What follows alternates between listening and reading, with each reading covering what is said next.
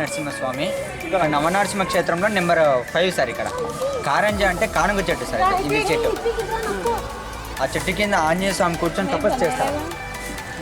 ఆ చెట్టు కింద కూర్చొని ఆంజనేయ స్వామి తపస్సు చేస్తాడు రాముని కోసం. ఎన్నిసార్లు తపస్సు చేసినా లక్ష్మీ నరసింహస్వామి కనబడుతూ ఉంటాడు. అప్పుడు నరసింహస్వామి చెప్తాడు, ఇక్కడ అహోబిలంలో నేను జన్మించిన క్షేత్రం వేరే రాముడు ఎవరు ఉండరు, అహోబిలం లక్ష్మీ నరసింహస్వామి నేనే ఉంటానని చెప్పినప్పుడు ఆంజనేయ స్వామి వినకుండా తపస్సు చేస్తాడు. ఇక్కడ తపస్సు చేసినప్పుడు నరసింహస్వామి చేసేదానికి రాముని రూపంలో ఇక్కడ హనుమంతునికి దర్శనమిస్తాడు. అందుకే ఇక్కడ నరసింహస్వామికి చేతిలో ఒక బాణం ఉంటుంది.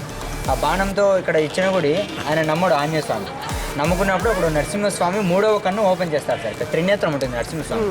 3వ కన్నులో రామునేనే, విష్ణువునే, కృష్ణునే, ఎల్లా నేనే అనేసి ఇక్కడ ఆంజనేయ స్వామికి చెప్తాడు అనమాట. అప్పుడు ఆంజనేయ స్వామి నమ్మి ఇక్కడ దర్శనం తీసుకుంటాడు.